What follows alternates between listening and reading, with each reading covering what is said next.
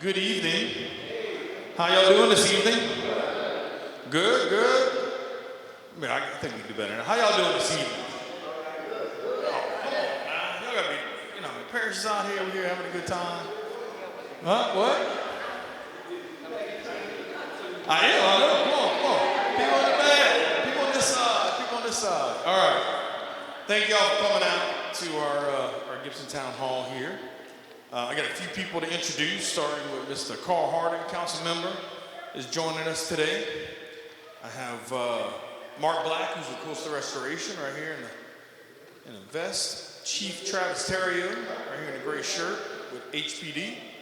We have Kelly Bernardo with Housing and Human Services back there. Hillary Domain, Quality of Life, back here in the printed shirt there. Yeah. Clay Nancan, Solid Waste, and Button Up. Ms. Vicki Summers, who is admin, Coastal Restoration lady. Ryan Melanson and Russell Walters. Directors I like to call here. We got like a Spielberg guy. We got a Quentin Tarantino guy back here. And Mr. Kurt Gagnar, who is Road and Bridges, one of our new superintendents. So I say superintendents, but operations managers. That's a better way to say that. So I thank y'all for coming out and making time. We always want to come to these communities and make sure that our residents' voices are heard, give you updates of things that are going on in or around the parish, some stuff you think may have to do with you or don't have to do with you. And we got another parish employee coming in here. Miss A.B. Road and Bridges walking in. Perfect timing. Look at that. Thank you for coming. So I always start off with, we can go straight into questions or I give you guys an update on with this presentation of things we've been doing in and around the parish. And while you're thinking about that, we have also Ms. Candace Malden, who is our CFO, walking in, and I'm sure Noah Leeward, our CAO, will be walking in not long after that. So, any questions, anything you want to talk about, or you want to jump straight into the presentation? What you want to put? I'm good, whatever.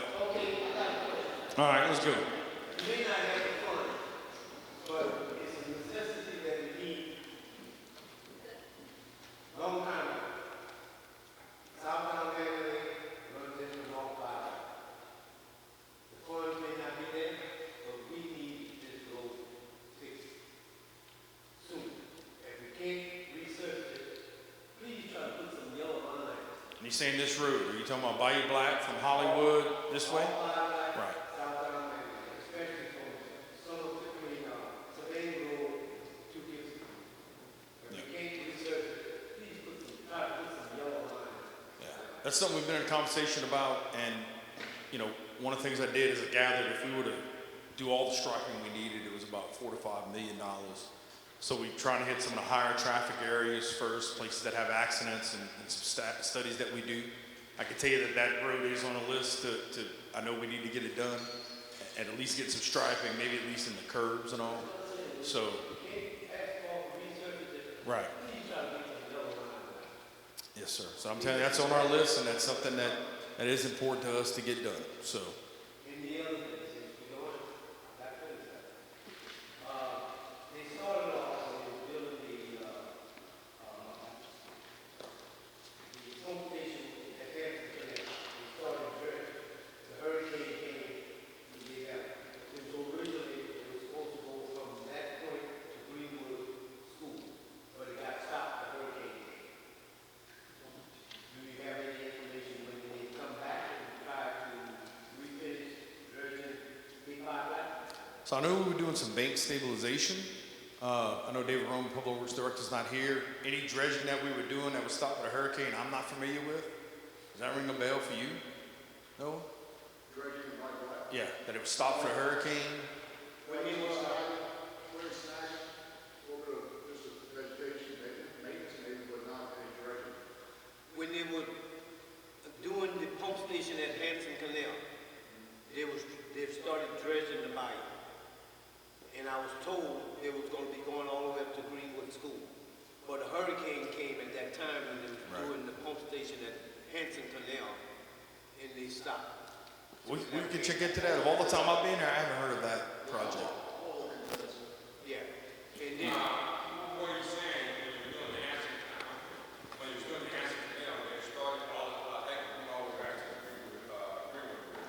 No, they stopped at the Seymour's residence, where Williams Field. They stopped there. A hurricane came and they picked up the levy. I don't remember everything, but the environmentalists, they were asking a claim about the fish. I think they ceased shortly after that was the circumstances that went along with that. I don't know why it did not. Yeah, we'll check it out. Like I said, in all the time I've been here so far, I haven't heard that that was a thing that we Fish did. that was turning up when they were dredging that line. No, but what I'm saying, the environmentalists stopped the action from what they were doing. That was the intent of what was happening before. So I can tell you this, and I'll talk about some of this in my presentation. We had some funding that we've had for a period of time that we're rescoping a project to do Bayou Terrebonne. We have some CDBGR funds that we're using for Bayou Locaya and Bayou Du Large, because in some of those areas, it's not even this deep, right? It's very silted in. And so the goal is to take those concepts, and Noah kind of mentioned a clear and snag, and apply it throughout the parish. And have every waterway flowing, healthy, dredged, cleaned out, cut on the sides. And so as we expand out and get more funding, that is a priority to get done in all waterways. So. And like I said, I can go on and on. Now, we're coming up in the spring, and we're coming toward the summer. Our lilies, I'm pretty sure you're aware of that. Yeah, so we did a project, They definitely gonna be coming. and it cost us about $25,000 a mile to clean lilies versus $1,000 a mile to spray. We have 198 miles of waterways, and so you're looking at that right there alone is probably about a $5 million project, of course, of which we don't have the funding. So we had a meeting today. We'll give you an update. We had a meeting today. We brought in every expert that deals with lilies and aquatic vegetation, and we said we need to figure out a better mousetrap to do that more cost effectively. And so our goal right now is to get the retrieval cost of lilies down, and from there be able to do more of that kind of work. But lilies isn't a problem across all of South Louisiana, and unfortunately we have the most invasive species of water hyacinthia in the world. And so they're back in the marshes. You know, we're working wildlife fisheries to do some spraying on top of that. So it is an important issue, but it is very expensive to fix that issue. So I just want to let you know that's the level of research that we're doing to try to figure out what can we do to eliminate or minimize the impact of water lilies in all of our waterways. So we have a problem across the parish. So I know it may not be the answer you want, but to understand what the cost is and us trying to figure out if I got to make a decision to spend 25 there, 25 somewhere else. Right. The other thing is, well, last time we were down there, we were talking about lateral. Yes, sir. In my area, it was one area, I said once before when we were down there, I got 11 lateral ditches that's plugged up to the key. Can't get the water on the back anymore. This new thing that the pumps are working now that keeps it down now, but water flow can't go from the back to get to the big pipeline. The lateral ditches is all plugged up. So the lateral ditches are on private property. No problem. Hold on, let me finish if you don't mind. 11 ditches. I hear you. So The people that own those properties, they have no problem with the parish coming in there, cleaning out the ditches. so And if you need me to go around to each resident that have those lateral ditches on their premises, I can do it for you. So the only way for us to make those ditches drainage ditches is to build the levee behind it. And we couldn't ever get the property rights of all the properties to build the levee. And we can't do the ditches till we build the levee.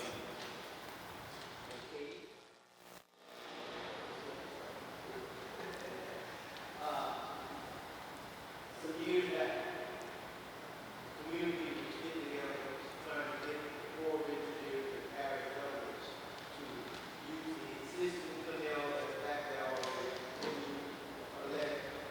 Everybody was agreeing with it, because they probably run past that canal, that parish canal that's back there. Everybody in the area was probably past that. So, like I say, it's all about the funding. When this situation, we're not even to funding yet. Right. We need access to, again, to do work with ditches, we'd have to make that a forced drainage area. To make that a forced drainage area, we'd have to build a levee. To build a levee, we have to have rights on the properties to do that. Until we get that, I can't do step 1, then becomes step 2, then becomes step 3. So, Do you need to get a written statement from each citizen in my county? Say, okay, go back there, put a limit on that. I need that first, and it's more than a written statement, it's an agreement for us to get that work done, right? It's a legal agreement, we have to give it each property owner, and that definitely has to be done. We can't do anything until that first step is done. Yeah. So, I hear you, you're willing. If you want someone to get you permission from the residents to start on that project, I'm willing to take that responsibility. I hear you. Everybody in that area wants something done. Right. And they willing to sign up, documents saying, you know, sorry, go back there, put it there. And all of the women from Pennsylvania to Rainbow Canal. Yeah. Because from Rainbow Canal to Gibson, they already have that. Right. It's just from Rainbow Canal to Pennsylvania and from Pennsylvania all the way to Five Guys. So this is my thought process, and if my team disagrees, please let me know. I think the first step would be, we get a list of all the property owners, and they sign something saying they're interested in doing that process, because I'm gonna have to pay an attorney $150 an hour to create all those agreements, and I don't wanna go create all those agreements and then people change their mind. So if I get every property owner, I hear you, but if I get every property owner to sign a petition saying they're interested in us taking the steps to create the agreement and spend the money to do that next process, that's what I would think would be a great next step. Right. And we get you a list too. We get a list of property owners for you, and if we'll put a little thing that says you agree that if we take the steps to go through creating a legal agreement to do your property, you sign for us to take that step, and we get 100% participation, we would take that next step. Right. To Rainbow Canal. All the citizens on all Five Guys Drive. You get that list? Okay. That's cool. No, we'll get you. I want something that 100% of people agree. Because if one don't, we can't do the project.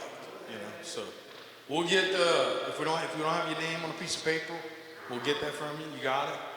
And she'll put a note to get that list for him, and we'll take that first step with you.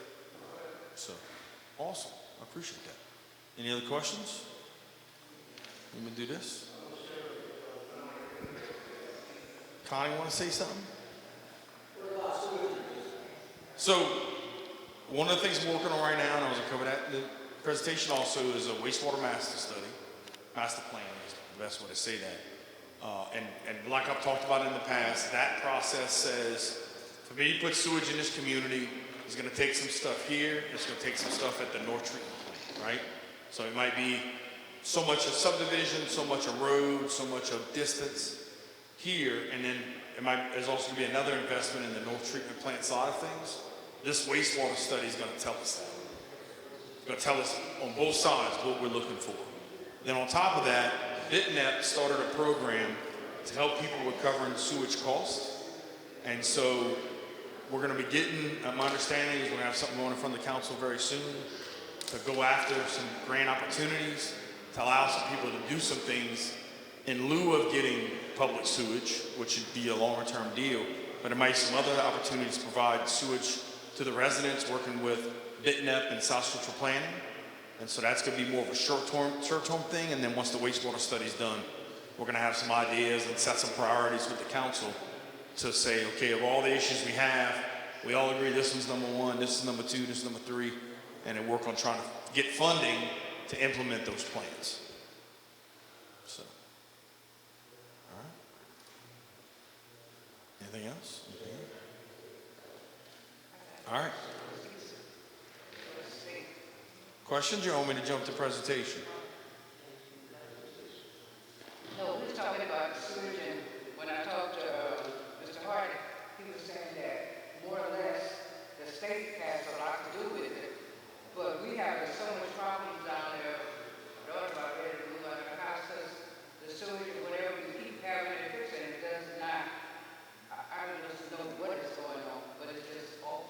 They're on our sewage or they're on a different system? Or is it like a lift station or something? Septic tank. Yeah, so, But he said I can talk to the state in reference for us to try, it's been 8 years, it doesn't take, it took 9 years, 10 years, now 10 years, it takes, we need to come so my understanding back. is you probably have a problem, and that problem is gonna be probably related to funding. This grant that I talked about with Ditnep and Suster Planning is gonna be to address issues just like that. So, It's gonna be addressing. yeah, so if somebody doesn't have sewage and wants some level of a septic tank, for example, right? It's gonna help fund that. If somebody has something and they're having issues, to help provide the opportunity to repair that. So what we can do, and if you're having a problem with the state and the state's not responding to something, you know, if it's the Board of Health, wherever it is, we have contacts that maybe we can reach out to help maybe resolve some issues. So I would say put down your name, number, address of that area where the problem is. And if there's a call we got to reach to the state to see if we can help move that along, we can try that. Because I did that last year when I was here, when you said, several ways, and then the guy came up, and that's, what else can I do? You know, how long does it take for this to be resolved? So we said a guy came out. A guy came out from where? Well, Do you know where the guy came out from? Do you know where the guy? You said somebody came out. Do you know who he worked for? Got the sewage and it stopped about 10 houses before it gets to my house. But it's like they go 3, 4 miles every 9 to 10 years. So within 10 years, 9 years. So I'm expecting, 9 years have passed. Well, it's time for the state to get involved. We to get involved, the state to get involved with us. Something as of now should take place. So you're saying there's been this much time to get you access to public sewer, right? Okay. So, Just office.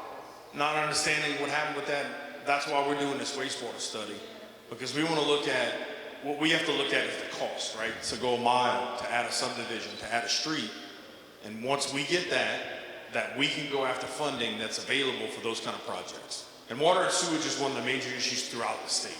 They said to get everything up to speed and up to standards, it'd be around $40 billion, right? I'm not worried about all that. I want to know what we got to do with sewage in Terrebonne Parish. And this wastewater study that we're doing is going to tell us to add the rest of this route, to add this street, to add that neighborhood.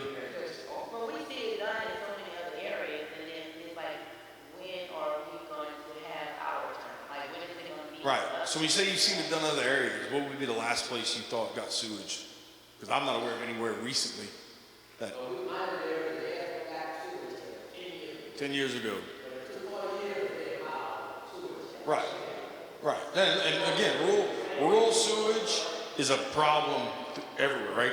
What I'm working on is a plan that we're going to go through with CDBG funding that's going to identify what issues do we need, what do we have in Terrebonne Parish, and what does it cost to get those resolved? Because again, if I add a mile here, I got to add capacity there.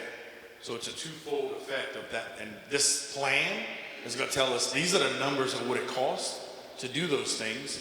We bring that list to the council members, and then the council members help us prioritize, and then we get to go and find money to implement. So for example, we're in something called the Delta Region Authority.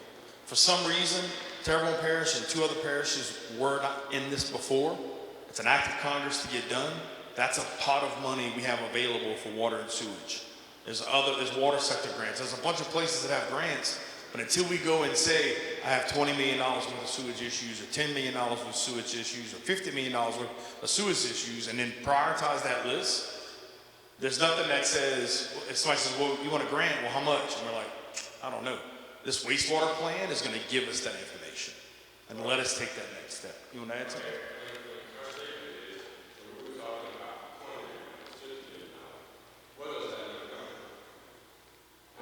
We'd have to find that money. Right.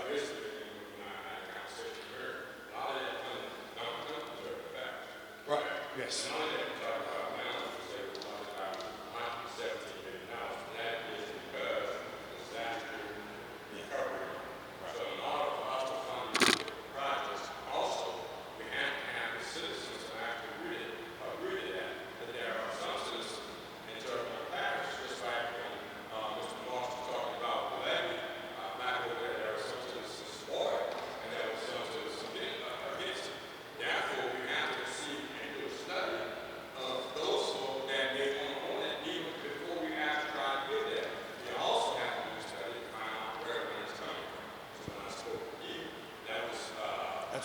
state. by the state. Right. State or federal government. State or federal government, that's where our money will come from to do these projects. Now, to add on to that, I think we had a conversation this morning. No, you said, Also that, you said something about you was gonna bring me an address or something, a paper in your you know, that's going to be covered in reference to those sewer treatment plants. That's going to be available to the citizens. Been that program. Yeah, right. That's right. Yeah, he's going to make that presentation to this right here. But when you get those people that have sewer treatment plants, that's something income. For those people that low amount of income, we have to 100%. So I'll learn. It's not my presentation because I would have, if we'd have had it, I'd have brought it. The program right now is only on Bayou Terrebonne. The BitNep has to get approval from the council to take the next bayou. That's what we're going to do next. Once we do that, the residents on this bayou will have the opportunity to use that program for sewer treatment plants. Right. So, Also, Mr. Dave Bloom, who's not here, had an explanation for that. That's the sewer over there, the Jones. Right. That's the circumstance that we have to work out. right. Okay. So, look, it's been a long time, and we've been dealing with a lot of issues. I'm a guy that likes to clear roadblocks and fix problems, right? And so, as I look at, we're here, really no matter how or why we got here, what we're going to do moving forward, right? And so, we know sewage in the rural areas is important.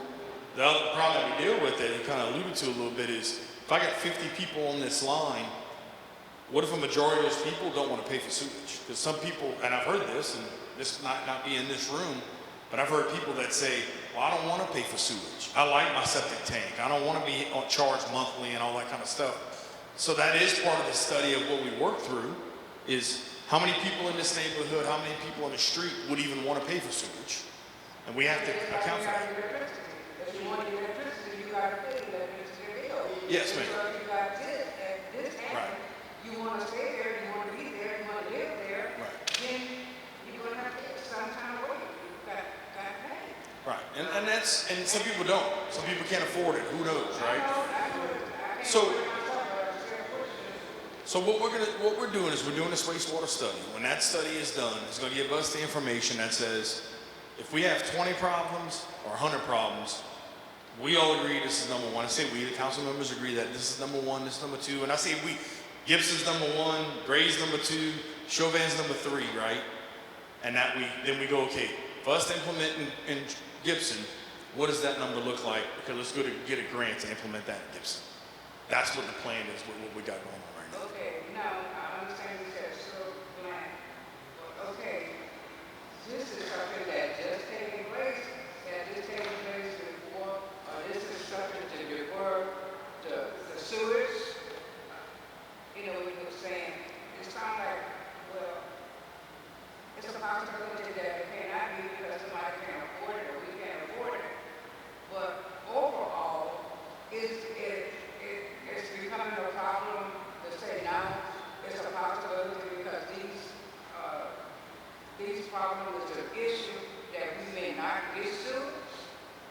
I'm not saying that. I'm saying that's all the stuff that goes into this plan we're working on, right? So, for example, say there was a community that said, we need it, but we don't want it. Well, they're not going to be at the top of the list, right? A community that wants it would be at the top of the list. And that's just stuff that, as we talk about a wastewater plan, that's just part of the process of gathering the data. Okay, so the goal is once this plan is done, from a community by community basis, we look at what costs are we looking at and what grants we can go after to fix that issue. Treatment plant is a serious thing. You're talking about income. So when I say treatment plant, we have a north treatment plant. You know you have to have these problems. So hold on, we have a north treatment plant and a south treatment plant, right? I don't know if you know that or not. We have a north treatment plant off of St. Louis Canal Road, and we have a south treatment plant that's below Ashland Jail. Public sewage has to go to one of those two places. So if I add Gibson, Gray, and Schriever, for example, I can add on this end, but if I don't do anything on that end, we can't accept it, right? The gallons of sewage that come through, the force mains, to get it from here to there, That's the part that I want to make sure everybody understands, that it's not as just simple as running lines in the rural area to accept sewage. I got to make sure the plant accepts it also. And again, it might be a $5 million project at the plant to accept Gibson. It might be another $5 million project to accept Gray, Chauvin, you know what I'm saying, all the rural areas. So this study is going to give us those numbers, because I can't go after money till I know how much it's going to cost to begin with. But if I know to bring Gibson on, it's going to cost, say, $10 million, round numbers off the top of my head, then we go, okay, I need to go get a $10 million grant to get Gibson sewage, to do what we got to do here, and to get it from here to there, and to be able to process it there. And I'm just trying to explain it so that y'all have a good understanding of what's all included with this, that we know it's an issue that we need to look at addressing. So I hope I'm explaining it well. I know it's a lot, but. What I'm hearing is everything that you're saying, the last thing you're saying is a cost. Everything has a cost. What is the sacrifice to help our area or whatever? So Everything costs. it does. And so right now, I'll give you an example. So we're going to build a pump station at Geraldine Bayou, right?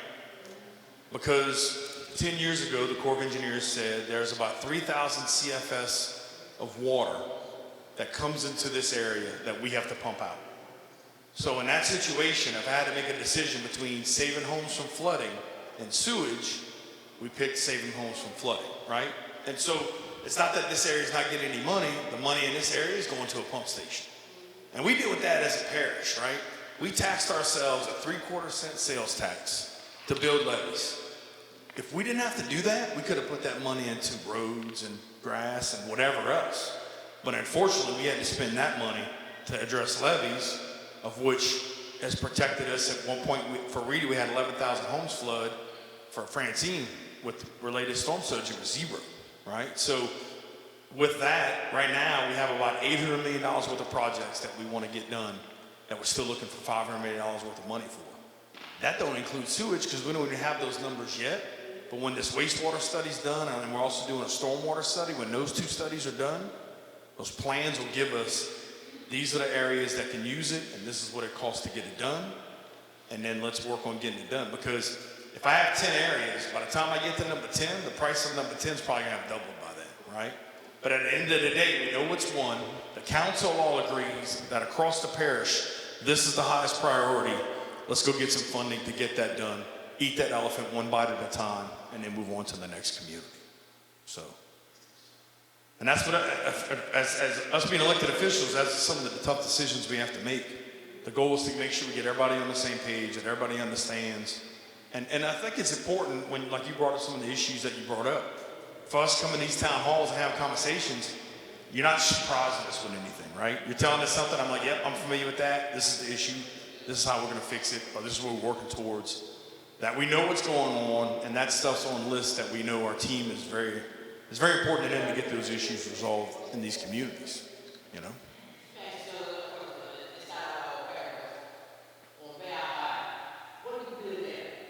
A multi-use path. It's called a multi-use path. So it's like a wide sidewalk, okay? So the concept is to get people off of roadways that are highly traveled and get access to amenities, okay? So it's a 3-phase project of which 2 grants were applied for. Hold on. We applied for a grant for that particular thing. We can't use that money anywhere else. So say that right there is going to cost us $1 million. So comparably, we're going to do this wastewater study that's going to tell us to do sewage in this area is going to be $3 million or whatever it's going to be, and we're going to go get a grant for that. So what comes along sometimes is DOT says we have $10 million available for anybody in the state to build something with access to amenities. And we go, okay, well, I got some projects that are scoped out. This is about what they cost. For example, that's a 3-phase project. We don't have money for 2 phases. We don't have money even for the 3rd phase. But we had a project that was ready to go, that we applied for the grant. We got the grant. That's the only thing we could do with that money. And the state's DOT is going to pay for that. But it's not like we don't have a waterworks group or whatever doing the same thing. Now there's some water sector grants that have just become available. And again, we got to have an idea of a number of what it would take to do something along those lines. And so, look, I get money all the time that I can't do what I want to do with, right? And most of that time it's going to be building roads, doing stuff with bridges, all that stuff right there. It's like, oh, you can't use the money for that. You can't use the money for that. And so what we're doing is as we get money coming in or opportunities for money, where can I put that to get the most bang for the buck and address something that is an issue? And that's where, again, you look at the wastewater study, getting those numbers and saying, we're going to go after a grant, because what's happened is they probably had those grants for access to facilities because that was the issue at the time. Now everybody's got a water and sewage issue, and that's where states and the federal government are going, we need to make sure more money is available for those kind of projects because of it's affecting the entire state and or country, right? And that's what I'm saying. You go back to the fact that I know it's $40 billion worth of work in the state for water and sewage projects, because that's how much the state knows it needs to spend to bring water projects and sewer projects, water standards up. Because look, man, they got people that are way worse than us, right? That don't even have the abilities that we have to do. They don't have the ability to add to our wastewater plant. Some places don't even have that level of plant, right? Everything's septic or everything's lift stations or whatever it is. So you got some areas that don't have public sewer that would love to have even that opportunity. And, you know, again, I'd love to spend money on all the stuff we need to spend it on. Unfortunately, even this 117 we're getting to do this wastewater study. Yeah, I got a slide on that today.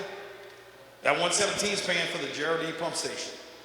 So I could pay for flooding or potential flooding, or I could pay for sewage. I feel like that we made the right call in making sure that people's homes don't flood. Is that not more of a priority? But it's two different things. That's like saying I got this money right here, and I get this money right here.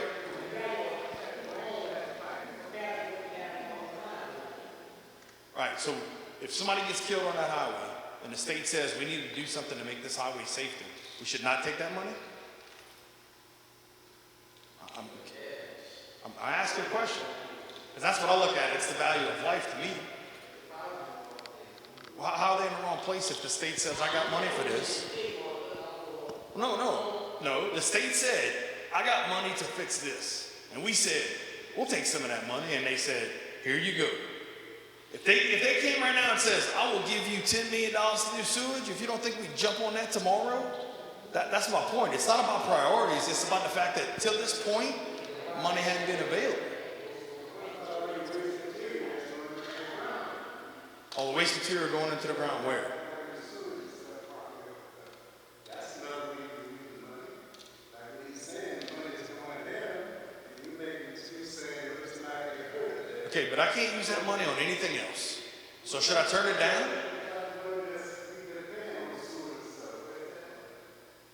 It's a great question. Where's the money they've been paying on sewer? Anybody know?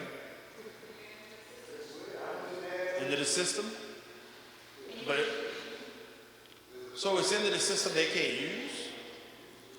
Otherwise, what he's saying is each month, either it's on our electric bill, water bill, or something. So sewage is going to be in the water bill.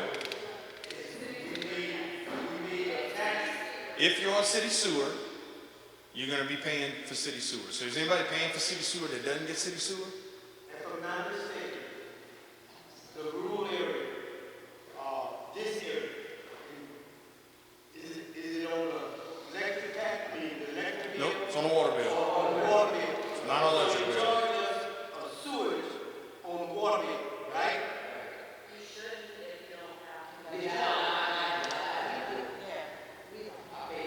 You have sewer. Wasn't they charging sewage before they put a sewage plant there? They shouldn't. I was under the understanding that, well, they said we shouldn't, all right. Right. And look, so I'll give you an example. Like, we get lumped in, and this is one of the things that makes it hard for our residents to understand some things. And I want to tell you where I feel like I know you're coming from, right? So Waterworks is a separate entity that I have no control over. Our council members appoint the board members that pick the director. But the water and the sewer's on the same bill. But there's nothing. I could go to the water plant right now and say, y'all need to do this, and none of them will listen to me because they don't work for me. And so, I was under the impression that right.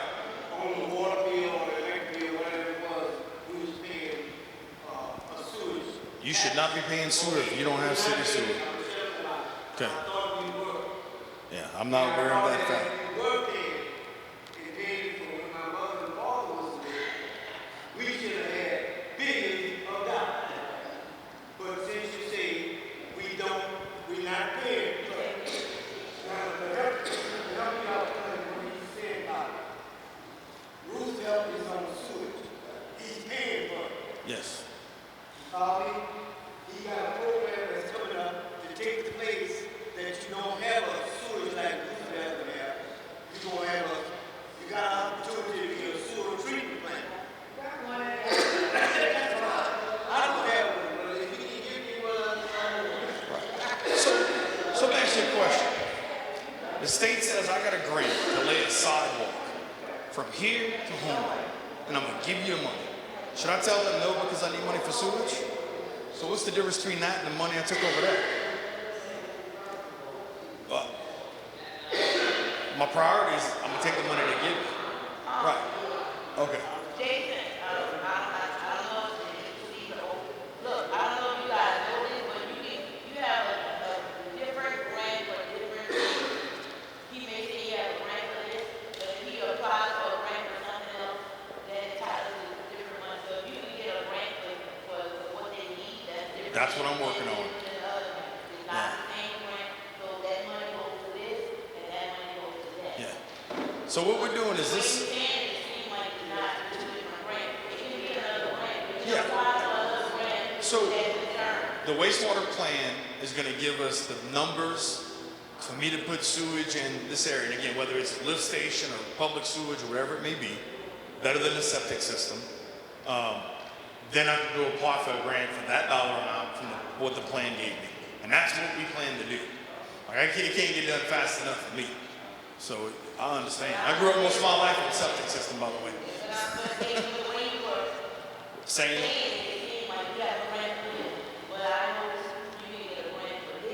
right. Right. I mean, a good example is they're doing that multi-use path on Valhalla. There's also one that we just finished on Williams Avenue. It goes from the ball fields to the school, right? It's the same concept in a different community, but both of those are grants from DOTD that I can't do anything with sewage with, you know? So. Right. Once I get the numbers, we're gonna be sewage grant writing fools. So let's write the grants. I mean, based on what I see, hopefully the time is shorter because sometimes, the people, I guess, that it's more of an issue at the state level now. And I feel like when that starts to happen, it's when money opens up as the better opportunities, right?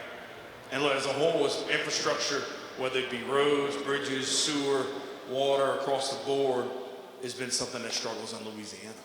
And, we're seeing a lot of road work happening. Of course, it's not happening everywhere, but I can tell you that it is coming. I have a question. You said, so the septic things are going to be offered to low income? So, yeah. So there's an income bracket. So if you make over $50,000, maybe you don't have a septic tank, you can get some. I don't know the exact details. I can look at the program. So if you make a certain amount of money in a house, you can get a You might be able to get less for it, but don't make the program, don't make the rules, but we could look at that. I get that information for you. That's what you said. You said that income, like for low income. So what would I don't know what the cutoffs are. I can get that information for you. So I would have brought the flyers for the program if it was available in this bayou. We're gonna get the council to approve it. As soon as they approve it, it's gonna be available, whatever their program is. Again, this is BitNet working with South Central Planning. Really has got nothing to do with us. They're just saying we're gonna be able to provide these kind of services in this area. And then hopefully, you look at the fact that they're even offering it. Again, it's people saying, here's a need, we need to make sure we address this need. And so hopefully more grants follow suit, more opportunities make themselves available, and at some point, everybody gets addressed. So.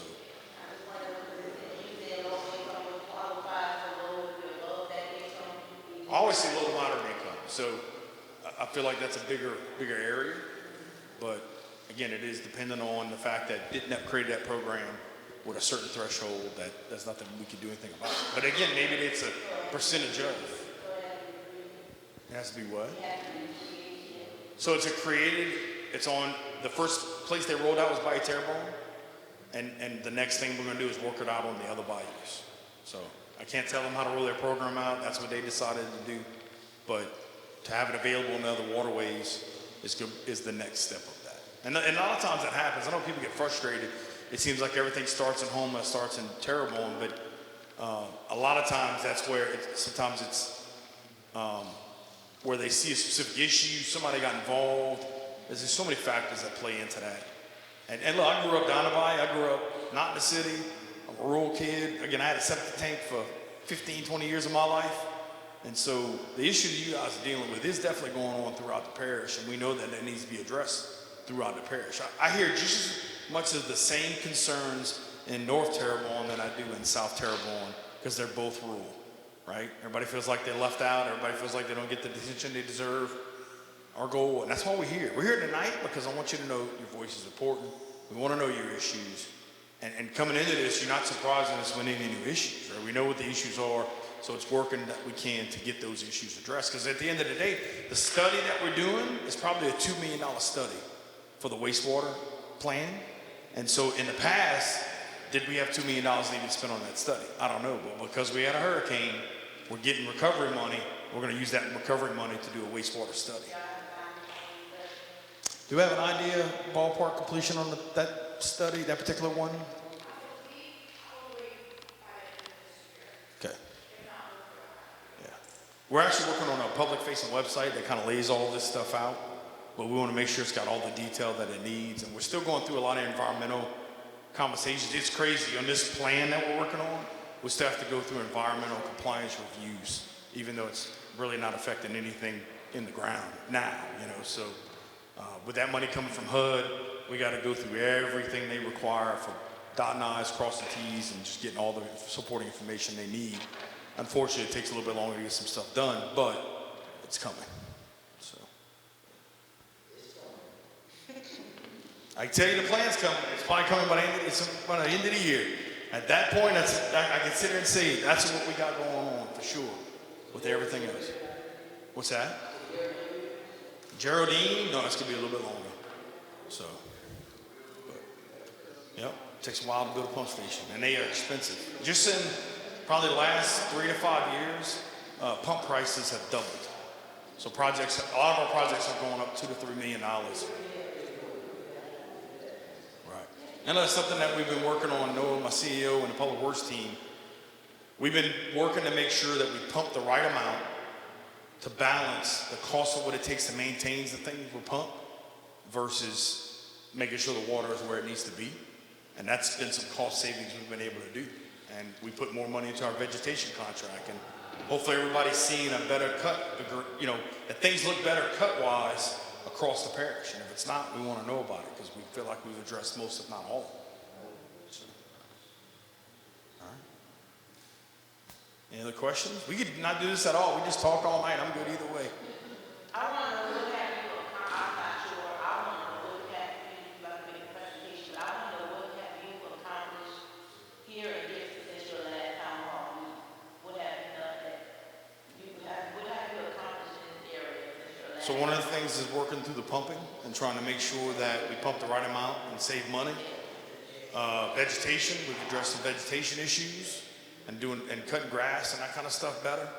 Off my top of my head, I think with my presentation to tell you anything else. I mean, I can tell you that, there's things that we're doing across the parish that, and some of the presentation I have covers that, is doing some efficiencies to help us have more money available to do the things that need to be fixed in the rural communities alone, right? And again, vegetation is a great example. We added $800,000 to that budget. We had a new contractor. We're doing everything through a work order. And as we can see, we've got more, so they call them cycles. So we're supposed to do about 3 cycles every year across the parish. In some situations, we were doing 1, maybe 2. We got this new program started in March with more funding and just a better way to do it. And we did almost 3 cycles in not even a year's time period.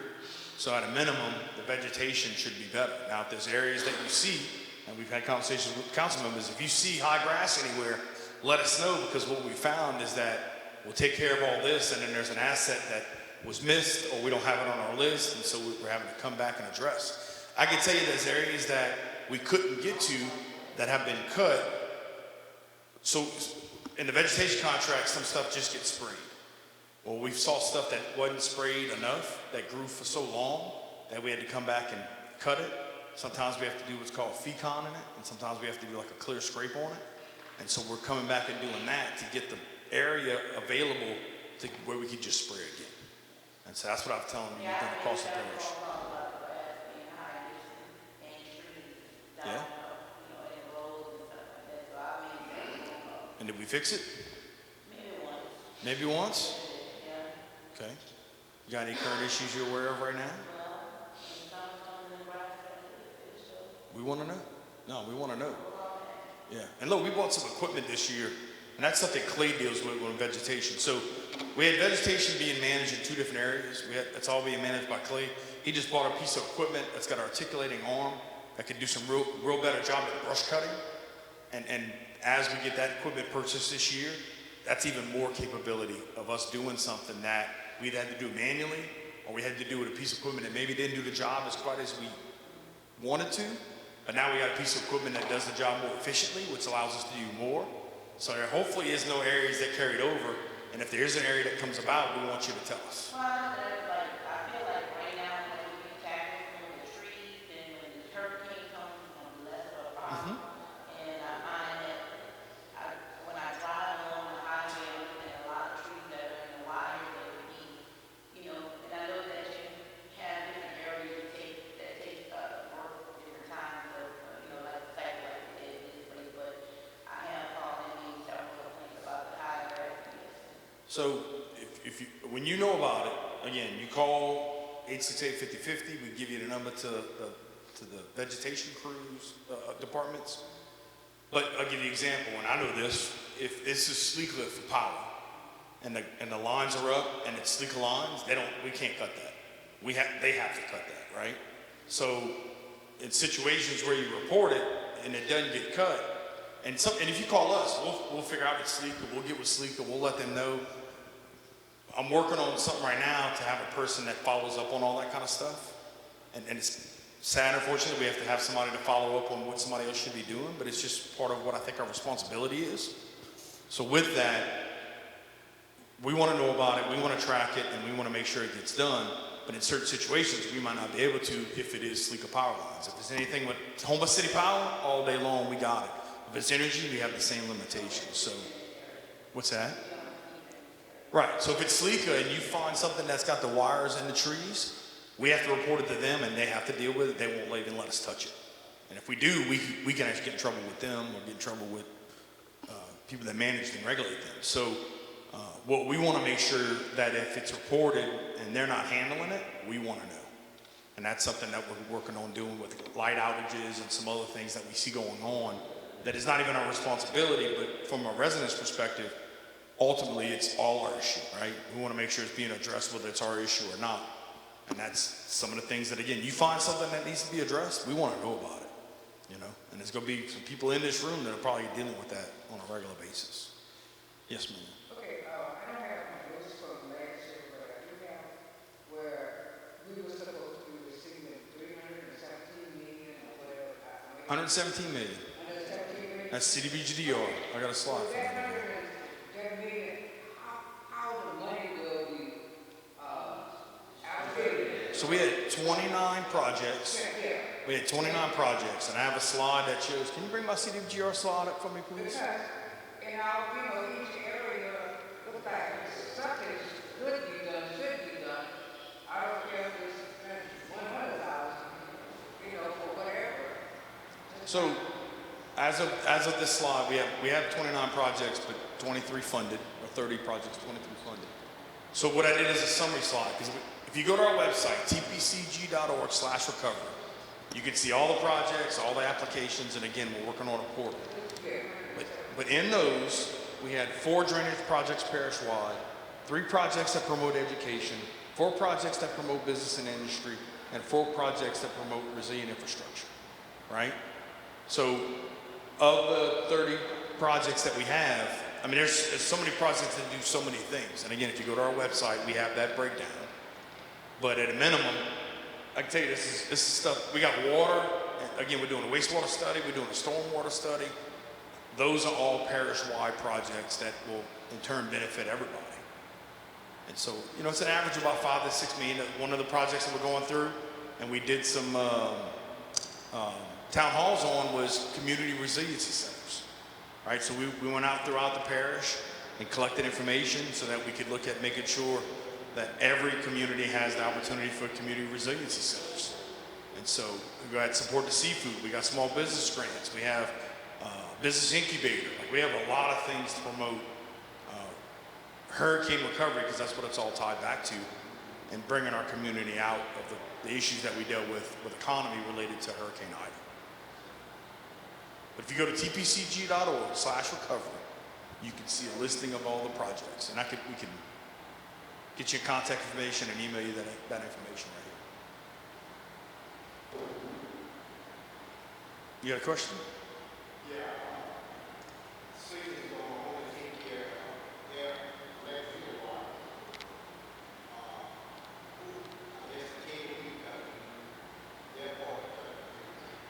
Well, and what I've seen, and one of my team members correct me on this, what I've seen is that the cable people probably don't deal with it at all, and the only one that's going to deal with it is the power people when it becomes an issue to affect power.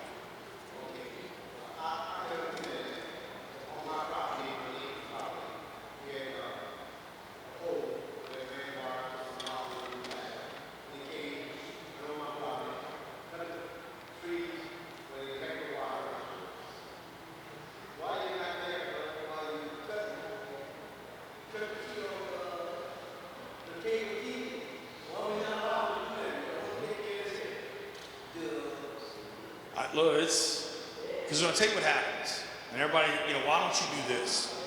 Because that electrical contractor does something, nicks a wire, internet goes down, and the next thing you know, they get in trouble with the regulators because they shouldn't have touched it in the first place. Right. You know, it's no good deed goes unpunished.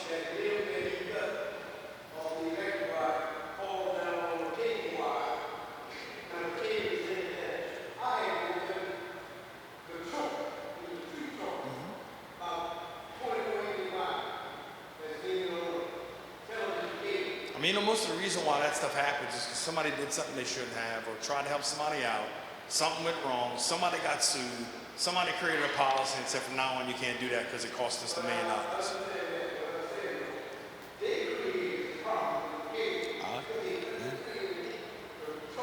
Yeah, I get it, man. I get it. There you go. All right. Any other questions? Oh, y'all see the presentation? All right, we'll jump to the beginning here if you don't mind. All right, so last time I was here, it was revitalization, recovery, revitalization, quality of life. Now we're talking about achievements, actions, and ambitions. And again, moving us, everything you're seeing here is everything we've been doing, things we're getting done, we're gonna get done. And so feel free to ask any questions, and we'll go through this whole slide. Go ahead. So keeping residents informed. If you hadn't seen it yet, I do an On the Agenda series. I do that on Facebook, and then our council goes on HTV, and they put that on Facebook also to talk about things that are going on in our council committee meetings and our agenda items on the council meetings. And then every other week, when I don't do that, I do some level of a project. And so we've had 25 of those new videos since its inception in 2025. We launched our new website, which again, I talked about going to if you want to get information on the recovery projects, which is more user-friendly. You can pull it up on your mobile phone. You can report issues and outages and everything else on our website. And of course, these town halls, right? We're doing 10 of these a year. You can set your watch to it. We're going to be here in Gibson this month next year and every year. And then if there's issues that pop up that we have to address, we'll come out and have a meeting about specific topics. And so that's what we're here to, again, let your voice be heard and make sure that you know we want to know what your issues are and we want to help you fix them. And that's why we're here, right? Go on to the next slide. Additional funding. So we talked about some of that, right? We secured a $150,000 grant for something that's going to let us do a road study for the entire parish. It's going to have videos. It picks up what roads are not doing well, what signs are missing, what signs need to be upgraded, all those kind of things. And that's something that we got a grant for, right? We applied for a grant. They gave us a grant. That's something that we don't have to spend taxpayer dollars on. And so we got that. We have other grants, $337,000 worth of other grants for other projects that we landed. And if we get approved for all of them, that's $5.6 million. $2.6 million EDA grant that we got with TITA. If you look at the corner of Martin Luther King and Westside Boulevard, there's no development because there's no utilities there. So that was a specific grant because it was tied to business creation and economic development that a grant was able to get facilities right there.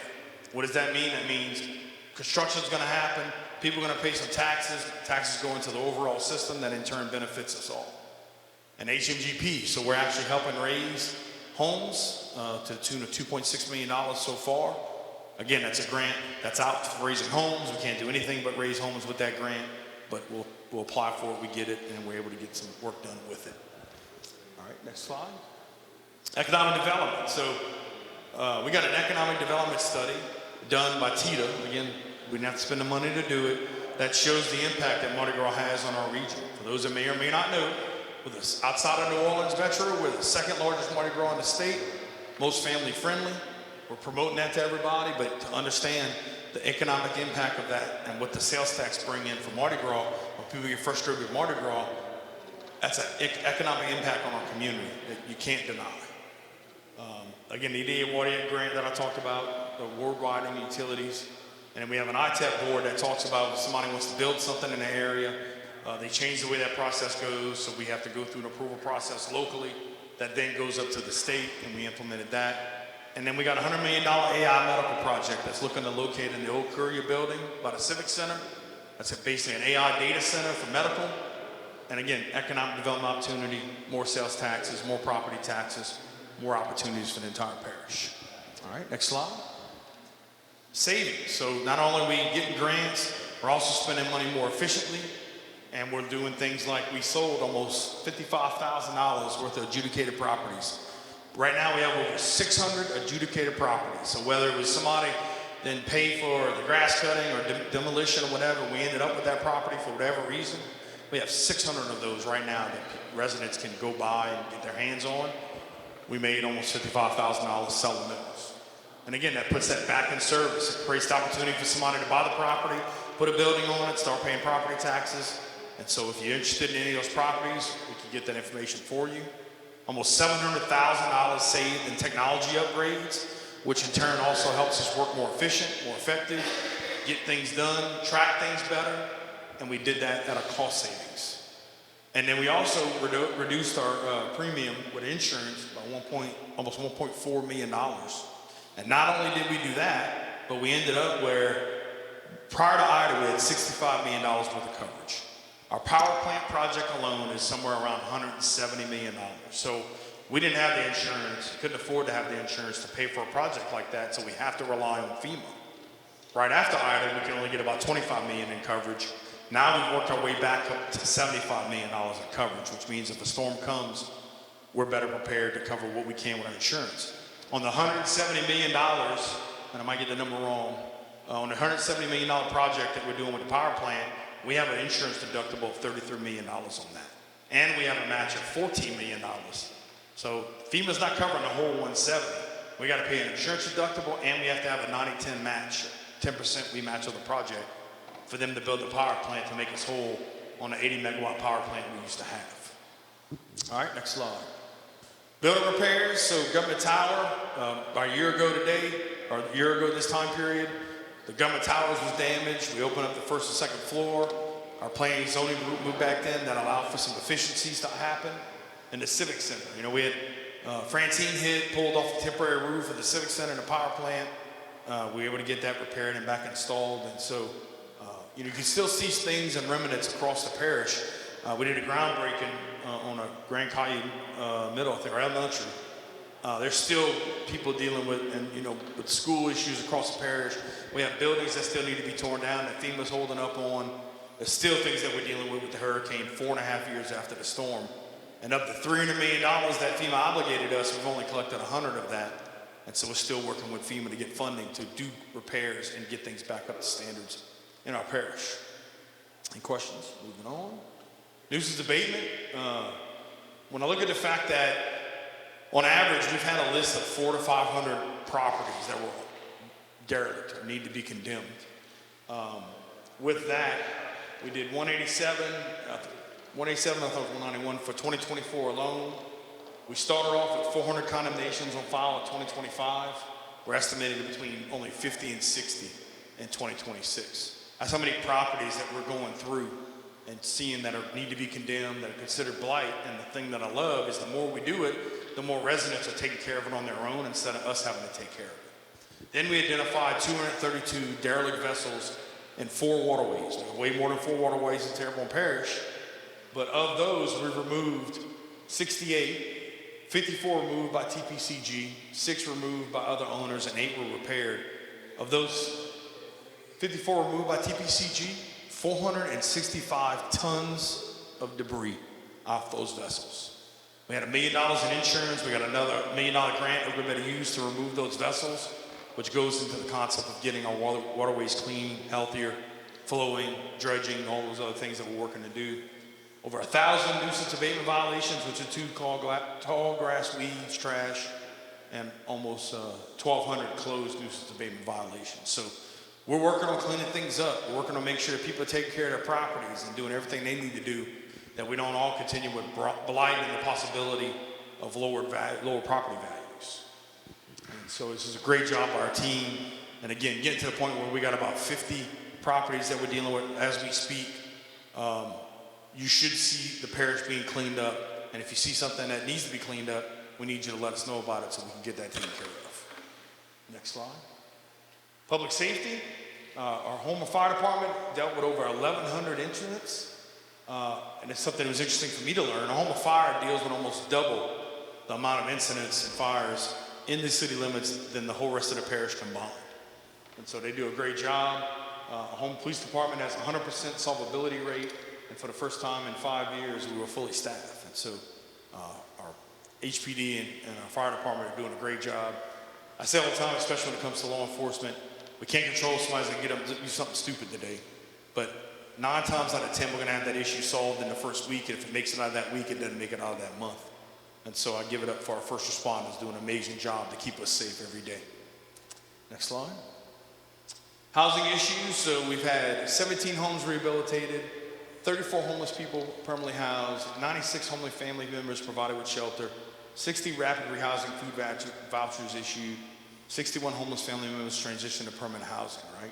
We also broke ground on some properties, and we have a 40-unit property and a 120-unit property to address the affordable housing issue we have in Terrebonne Parish.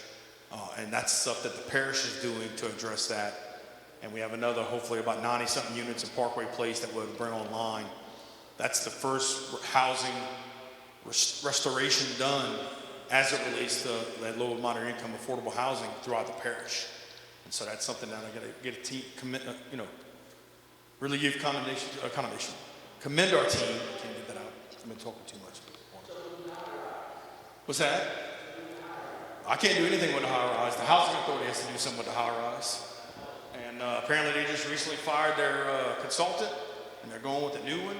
And they were supposed to talk about tearing it down. They're not talking about rebuilding it. And so there's a bunch of issues there. And at the end of the day, I worked to get something done with the board because I knew the issues they were dealing with, and that didn't happen. So at this point, they got to figure out what they're going to do because that's something that just is something that I can't really do anything about.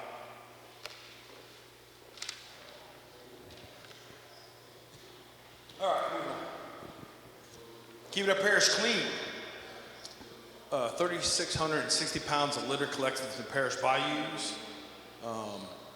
almost 800 tons of debris picked up by grapple trucks, over 75,000 pounds of litter collected by litter crews, and our tractors have cut over 7,000 miles of grass. And then Mardi Gras, we did 303,000 total pounds of trash removed by solid waste and TPSO and street sweepers, and over 225,000 pounds of trash removed by solid waste crews. So give it up to our teams that are doing this work, and they're doing a great job. And it's crazy. We'll pick up trash in an area, and a week later, we got to go back and do it again. So we need our residents' assistance in not having so much trash, because we're spending a bunch of money to pick up trash that we don't put out, right? So we got to make sure we all do our part to keep the area clean. And, you know, we did some things along Bayou Terrebonne to try to stop the Mardi Gras litter from getting in the bayou. And if it made it to the bayou, we built a couple berms at bridges that if it goes into Bayou Terrebonne, it doesn't go into the intercoastal. And so I think we picked up something like 36 bags of garbage from the bayou that we made sure didn't make it into the intercoastal waterway and get out into our environment. All right, next. Utility infrastructure. Some of you say, well, why does utility infrastructure matter to me? I'm on SLECA. So there's three major things that are driven by our utility infrastructure. A hospital, 2 hospitals, a water plant, and an airport, right? That's why what we do as a utility in Terrebonne Parish is important to the entire parish. And with that, we're one of the few parishes that actually have power generation opportunities. And we're going to be rebuilding that power plant. I'll talk about that in a little bit. But we upgraded there's a transmission line that comes in from energy that feeds that we upgraded from wood to steel. We've upgraded some transformers in our power plant. We're doing they call it automatic metering pilot program to have the ability to use less labor to deal with turning power on and off. And fault indicators. We had to look down a line of power poles and see the 5th power pole's got a light on it. There's a problem there. We can find the issue. We're also doing a SCADA system that helps us identify where issues are faster.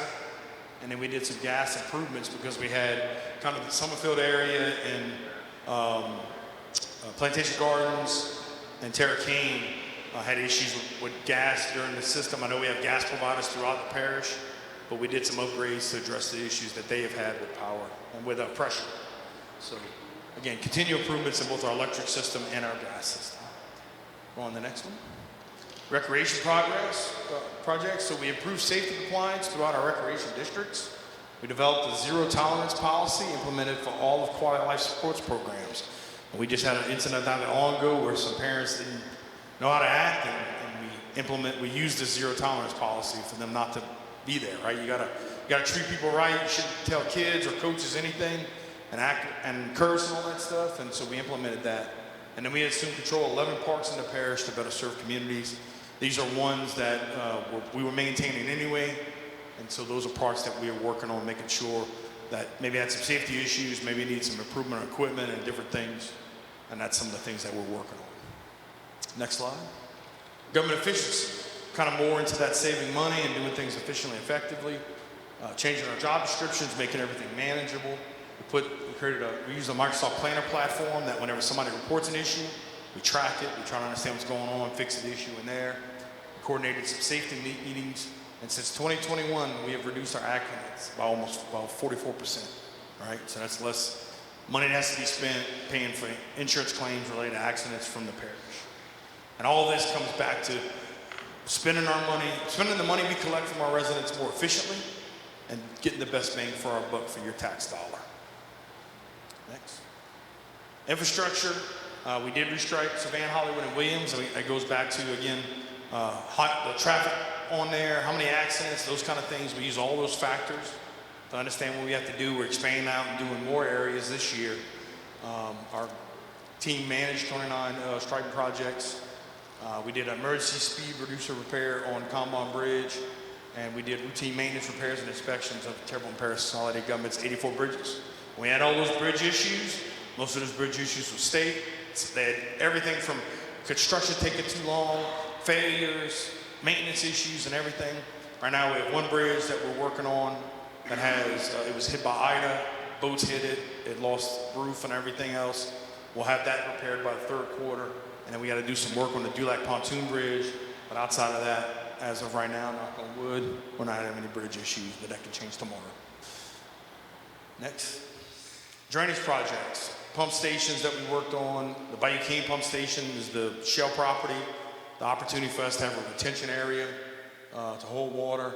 We did some things around home air base, the Hansen Canal, bank stabilization, right? That's one of the things that we had to do because those pumps would suck so hard, it would cause the bank to cave in. So that's work that we did to make sure that didn't happen.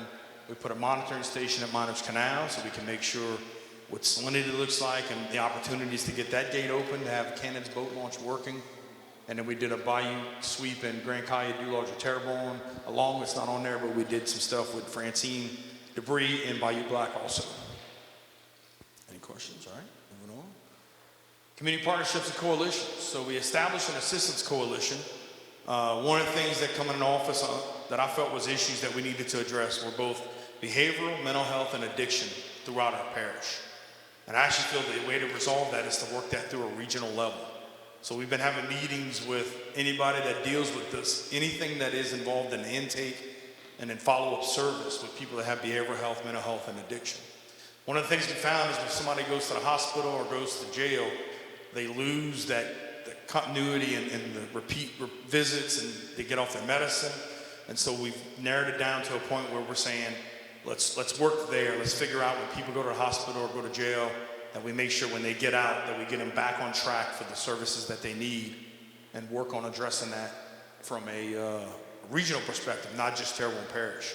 We're also working, I created a pastoral council to bring in pastors from churches throughout the parish, and getting them together to win. What I saw was the great job that the churches did in what we call gray skies during the disaster. So looking at what the services the churches provide in both that situation and in the blue sky situation every day, and then how that integrates into the Assistance Coalition, where we work on behavioral health, mental health, and addiction. We're working on getting a new health unit built out, which is going to be called the health unit at the Terrebonne Parish Community Outreach Center, because I know the health units have a negative connotation. We're helping Star Corporation build a crisis, 24-hour crisis area, but Star has a mobile van. Terrebonne General's got a mobile van. As we look at community resiliency centers and everything with CDBGDR, how do we get those services out to the different communities? How do we not duplicate services? And what stuff that maybe if we can't handle in this community, can we handle regionally? And again, all that kind of comes back to addressing mental health, behavioral health, and addiction, which I feel like if you address those three things, they deal with economic disadvantage, they deal with crime, they deal with all the other issues that I feel like are symptoms of those bigger issues. We reinstated our litter abatement program, so working on the fact that if somebody litters, that are going to end up picking up that litter, working with the DA and the Sheriff's Office. We established a student internship program, and we hosted a boot visit. This is a program that we kind of fell into. It's an opportunity for people that are transitioning from being in the military to civilian life, and having the ability for people to come do that in Terrebonne Parish. So we brought in about 15 veterans. We showed them what it was like for Terrebonne Parish. We brought them to the Momo Walk to show them one of the fun things that we do. If you hadn't been to the Momo Walk, get your boo-boos out. Let's go walk downtown and eat, right? It's a good time. It's like the Red Dress Run, but with moo-boos.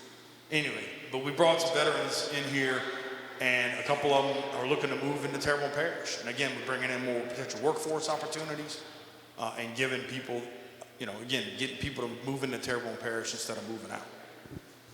All right, next slide. Insurance reform. When you look at the fact that we kind of deal with two insurance problems, one being homeowners, the other being flood, we're going to talk about homeowners right here. So we've been meeting with the insurance commissioner and the reinsurers out of London. The story we tell is for Francine alone. The work that we did, that we taxed ourselves for, saved the federal government $1.7 billion for Francine alone, right? With the homes that didn't flood. We should get credit for that. The work that was done after Ida to restore roofs and make everything harden, we should get the credit for that. And the state legislature passed 73 bills. They say on average it takes about 2 to 3 years. And we've seen from a homeowner's perspective and an auto insurance perspective that some companies are starting to lower their rates, right? And it's not happening as fast as you'd like it to happen, but at least it's moving in the right direction. And hopefully we continue to see that improve. LA DOTD roads and bridges. The road right out here is a road that's maintained by DOTD. These are projects that have been completed. You can see a few bridges on there, and they're working on doing some tunnel stuff on a quarterly basis with lighting and cleaning, the Williams Avenue Shear Path and LA 57 overlay. Next. And they'll come and do some future projects a little bit. I talked about our power plant. It was 22 million. I'm sorry, I said 33 on the deductible. It's 22 million. You can see the generators we have that get called on. And when those generators get called on, it's to fill a void. And that void being filled stops the opportunity for rolling blackouts and brownouts through the Terrebonne Parish utility system, which then affects, again, the hospital, the water plant, the airport, the hospitals. And we're working on demoing the power plant starting in the end of Q1. So hopefully by March, we'll start tearing down the old power plant, or start processing tearing down the old power plant. Infrastructure initiatives. So, I talked about Butte Bridge, the $25,000 a mile. We took an area, we went after lilies that were just chock-a-block. That's what we've got those numbers to understand. We have a Shriever Overpass project that's going to be coming up. We have an airbase bathrooms project that's going to happen for the airbase park splash pad. We have some road widening and some other projects like the main project road and some other areas. These are things that are coming from at least the bottom two, from things that we get through our representatives in the area. Next. Tech initiatives. So we talked about the SCADA system already, and the SCADA system I talked about was electricity, but we're also doing a SCADA system on our pumps. Pumps get turned on and off, and the question we get asked a lot when it rains is, are the pumps on? Well, what we do is call a pump down before the rain even comes. And we get all the sumps down to a level that we can pump. We pump everything out that we can, and we get them ready to accept water. And there are some pump stations that work on a float. So once the water gets so high, pump station kicks on, pumps out, turns off. So half of our stations are that process, the other half are manual. And so we have to get out and go turn stuff on and off. Every year we add about 4 or 5 to that system. So eventually at some point, we're in 70, 80 pump range. Every pump will have that system and the ability for us to monitor that from anywhere. And then we're rolling out software with My Government Online. If you've dealt with permits and those kind of things, you should be seeing a different experience now because it's on a new platform. But we're doing things with vegetation. And again, if you go to tpcg.org, and you can self-service everything from reporting a street light that's out to a ditch that needs to be cut or whatever it may be. You can report all that online, feeds into systems that create work orders and lets us track all this information. Like the home stations they're added in this area, it does a lot better than it has done in the past. Appreciate you hearing that. Yeah, no, we want to fix your issue, right? And in the past, it might have came in and then something would happen, it wouldn't get to the right system, to the right person. What I've talked about with our employees is that we never want to send anybody back out. Right? If somebody calls us with an issue and they got the wrong department, if it's supposed to be for drainage and they call pollution control, we want to take that and get it to the right place. I don't want any of our employees to tell them, you got to call the council member, you got to call the parish president. We want to take that call and we want to get with the council member. We want to get that to the parish president. And look, people say, I want to meet with you.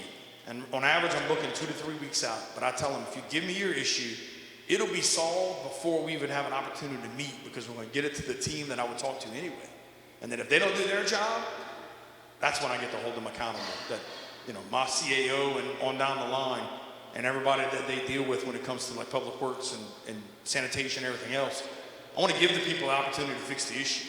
And if they can't fix it, they don't know how to fix it, that allows us to step in and do it. And so we're really making sure we got the systems in place and improving our work order systems to make sure that issues come in, and we understand the priority, and the issue gets resolved in a timely manner, and the issue don't just get dropped. And I'm not saying it won't happen. Things do happen like that. But every time it does, for example, when we have an outage, we do an after-action report. Why did this happen? What can we do differently next time to make sure it doesn't happen again? And have that conversation with the people that do these jobs every day. Next. Flood mapping. So we talked about homeowners insurance. We're going to talk flood insurance now. So Trump formed a task force with FEMA. The person that represents Louisiana is Mark Cooper. We met with him as parish presidents, and we talked about all the issues we've dealt with since Ida, since even before Ida, but Ida and Francine, and helping to make sure that one of the biggest problems we have is, again, like I talked about earlier, of the $300 million we've been obligated with FEMA, we've only collected $100 million of that, right? We got to get the rest of that money in sooner and faster. Working with FEMA to create updated flood maps. We're part of a lawsuit with Risk Rating 2.0. And so through all those processes, along with the return on investment on Morganza to Levee Gulf System, like I talked about with the flooding that didn't happen for Francine, that's all stuff that we're working on from a flood insurance perspective. And at the end of the day, what FEMA's doing with Risk Rating 2.0, which has caused everybody's flood insurance rates to rise, is they look at flooding as proximity to water. Well, everywhere else but here, that's the case. But here, it's always higher next to the water. And sort of try to get them to understand that and get the data they need. Then in turn, if they adjust where the base flood elevation is, then that adjusts what people have to have as far as flood insurance goes. And that's the fight that we're fighting as a parish. We also have on our website, you can scan this QR code or type in this address below. If you want to know flooding information for your house, you could look it up right there. We've issued almost 12,000 elevation certificates, and we've had 1,900 actions taken by the public going through the site. And so if you're not sure where you are when it comes to a flood area, scan that code, put your address in. It'll tell you some information that you can use. And then you can, if you don't think you should be in a flood area, you can do what's called a LOMR, which is a letter of map revision, and maybe take your house out of a flood area. And that's all stuff that we can help you with. Next. LODT roads and bridges. These are in progress. We have some more coming up. But they're doing LA 24 from St. Charles to Howard. The couplet that was announced, that's one way when you get to the bottom of the twin spans to Howard.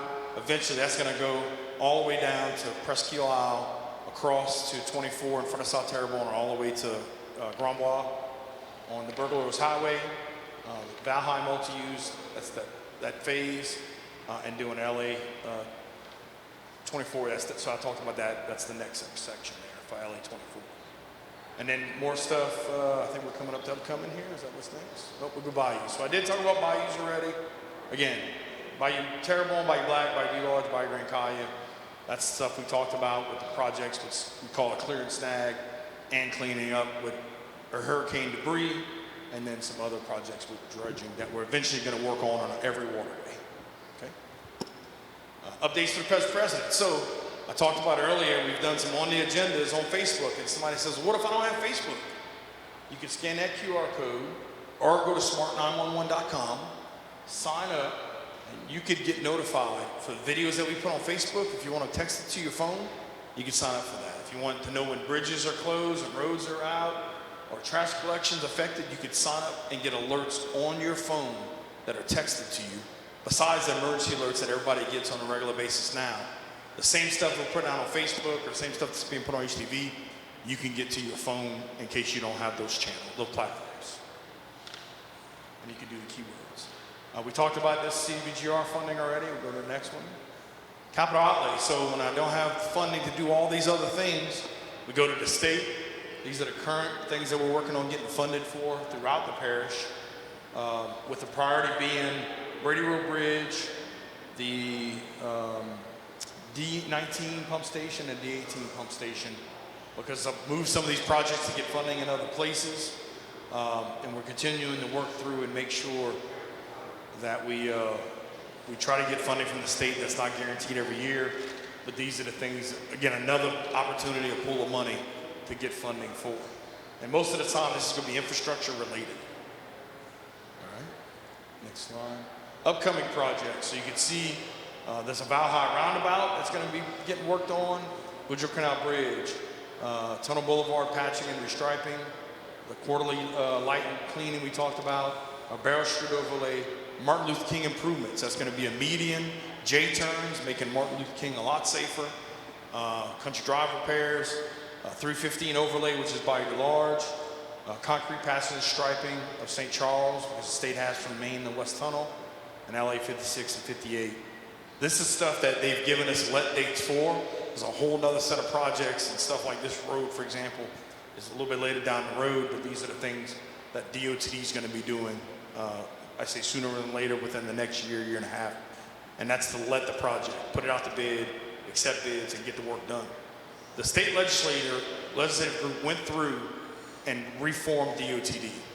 On average, whenever the state bid a project, they would get the work done 23% of the time.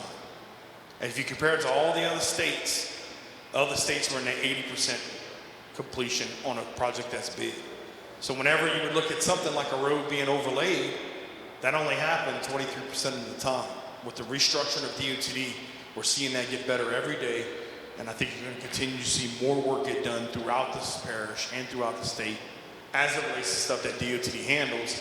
And then they created this off-system bridge program, and there's some other things that are, for things that are not federally funded, that they have another person who's Archie Chasson, who is the parish president of LaFouche, is going to be managing and dealing with some projects. And so a lot's been not done at the level it should be for a long period of time.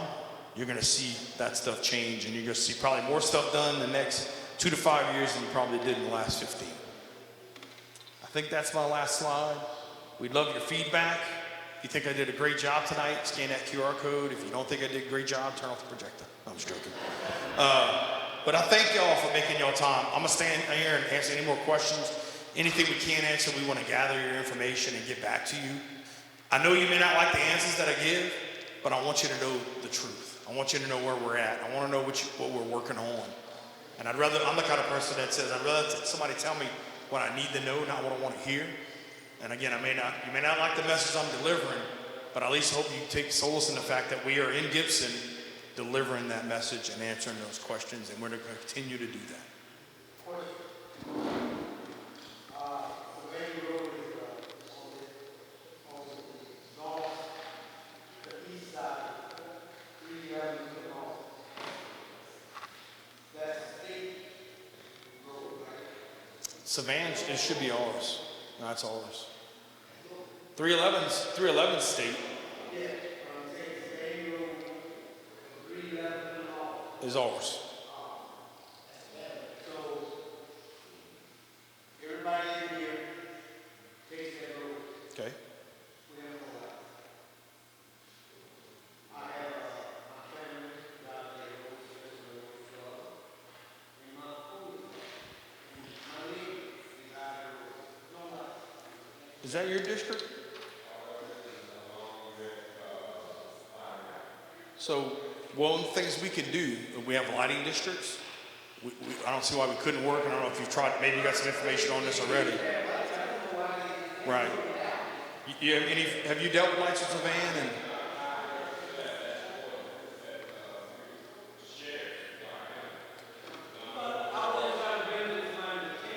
right. So we're going to write that down. And so the way it works is we have lighting districts that are different taxing districts. We work with the provider right there. I just know that's energy poles. I just happen to know that from the fires that we had, that we could get with energy and see what we got to do to put street lights on those poles. I know we lost some poles for the fire. We lost about 6-7 poles. But that's something we could take a note of and follow up to make sure we can try to get that done on all Savannah roads. So we'll note that. You got that? Yep. Yep. No, I appreciate you letting us know, and I think there's an opportunity to address that. We're going to write that down. And what I want to make sure we have is your phone number and address, and I think you had gotten it earlier, so we can check into it and give you an update. So what happens with that is we identify where it is, we work with the council members in that district, they put it on, it gets approved, and then it goes to the provider to get that done. Now, it could take months to get that done, but I know, but it's, I can't, again, that's something that if it's parish, I can get it done. If it's sleek or energy, we got to work through their process. So, anything else? Well, look, I say it, if I hadn't said it already, time's our most valuable resource. I appreciate you giving us some of yours, and I believe that, persistence beats resistance, and nothing beats passion. So we thank y'all for being out here, giving feedback, asking questions, and we hope you continue to feel like your voice is heard. And if you have a problem between here and the next time we come back, you have a council member, you can call our office, you can go on our website. We want to solve y'all issues, and so I hope y'all have a great rest of the weekend, and God bless.